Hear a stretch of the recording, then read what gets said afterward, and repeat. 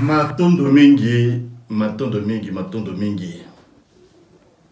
Na pesi mbote ya mapamboli na bino bapanzi sango boye pour la conférence de presse oyo.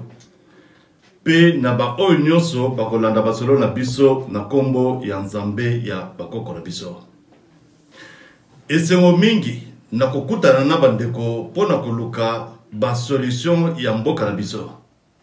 Bino nyoso na ndenge boye bolakisi volonté pe détermination na bino na koluka eyano pona mama na biso Congo. Ezalinde bolingo ya Congo bozali kolakisa. Tokosenga na nzambe ya bakoko na biso nzambi mpungu nzakomba maweza nangila mvili mukulu Mungu wamba mpungu tulendo teso onyashongo nzapa na minoko na biso nyonso apambola biso nyonso pe mwinda na biso tataki mbanga ntunwa amema misala na biso na esengo pe kimia nyonso. Tozali kobunda na tina ya kozwa esengo pe kimia na mitema na biso. Pasi oyo ekota na mbomoi na biso e bakosila pe mboka Congo ekangolama. Bandeko ezali malamu tokoma nesika wana. Kasi pona kokoma wana esengeli tozonga nano sima. Pe totala lulenge nini tozali kobundela mama na biso Congo. Soki tozongi sima tokoluka nanu koyeba malamu nani oyo mama Congo. Ndenge nini akoma na pasi pe ba oyo balekaki liboso na biso maloba nini batikala biso. Wana nde tokobongisa lolenge na biso ya kobundela. Pe tokobuka mbuma oyo ekoya kopesa biso esengo. Kasi soki tozali kobunda kaka pona kobunda. Tolandeli maloba oyo bakoko batikala biso te tokosala mosala ya pamba. Pe pasi na biso ekomata se mikolo nyonso. Congo ezali chambre à coucher ya tata Kimbanga ntungunwa. Afrika ezali nde ndako na ye. Soki Congo etombwami de Afrika pe ekotombwama. Bokutani na biso na bapaya na 13e, 14e pe 15e siècle. Eyaki kobebisa makambo nyonso. Bapaya fimbo na maboko babimisaki bakoko na biso na nzela oyo bazalaki kotambola. Babosanaki bonkoko na bango pona kosalela nzela oyo bapaya bamemelaka bango. Ezalaki pona kokotisa bango zamba. Na zamba kuna bakomaki kokutana na makama ya lolenge nyonso. Kokweka na mobulu, kunyataka banzube, kokutana na banyoka. Nde pasi wana yango nde ekota na mitema na bango. Pasi wana tina moya lelo tozali kobunda nango. Soki tosali makasi ya kozwa eyanote pona bapasi wana bakoka bana na biso baya kokutana nango. Kofanda kotambola to kobondela ya bana Congo te. Ebongo lolenge nini bakopesa eyano na likambo oyo bango bayebite. Solution ya Congo ezali na kimpwanza ya mwana Congo moko na moko. Kimpwanza na ngai, kimpwanza na bino ya biso nyonso yango nde ekobotisa kimpwanza na Congo. Mwana Congo nyonso esengeli amiyeba pe amindima. Esengeli na mwana Congo nyonso abima na zamba. Soki bana babimi zamba pe bakutani na bakoko na bango wana nde esika bakozwa misala pe bokonzi ya kosala misala wana. Bakosikola mboka na bango na bosoto nyonso ebotaki libanda. Bakotonga Congo na bango pe mboka Congo ekotambola na bokonzi misato. Pouvoir spirituel yango nde ekozala likolo ya bokonzi nyonso. Pouvoir politique ekokamba mboka pe bato na botosi ya bonkoko na biso. Pouvoir scientifique ekotonga mboka. Bokonzi nyonso oyo ekotambola na nzela moko na ba oyo mibale. Bokonzi oyo tokuti kotanga ya suka. Pouvoir scientifique po etonga mboka esengeli etambola nzela moko na pouvoir spirituel pe pouvoir politique. Wande bolingo pe boboto ya bana mama Congo ekosala ke bana bakoma bomoko.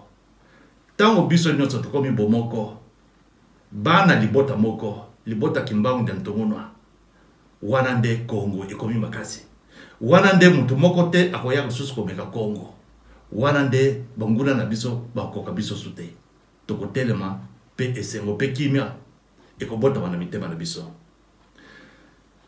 Tala moi introduction oyo ngai nalingaki ko présenter po efongola bino nzela ya kubimisa mituna na bino.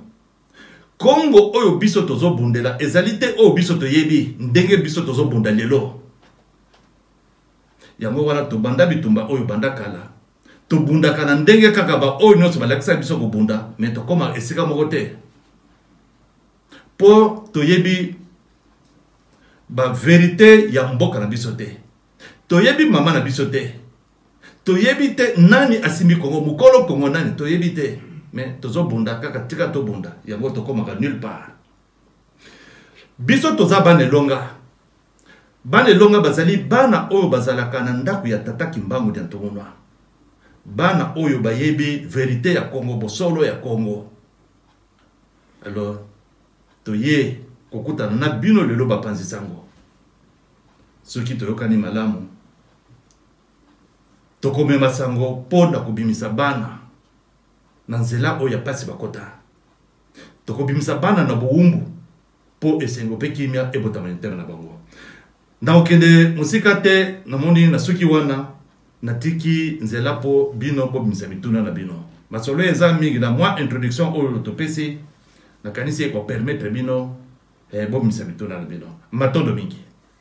Nzambi mpungu na komona ka bana bakoti zamba atindaki ba profeta pe mibikisi pona kolakisa biso nzela na biso soki tokomi na nzela na biso tokokutana na ba oyo ya biso pe tokozwa lisalisi libateli pe lipamboli na bango tokangama makasi nde na consolation o bapaya bamemelaka biso tosalaka attention te na maloba bakoko batekelaka biso conséquence yango nde tozali komona lelo pasi likolo ya pasi soki pasi ya lobi ezalaki mwa moke ya lelo emati ya lobi okuna ekomata susi ekoma susi ya mingi ezali nde conséquence ya nzela oyo biso tokoma kolanda.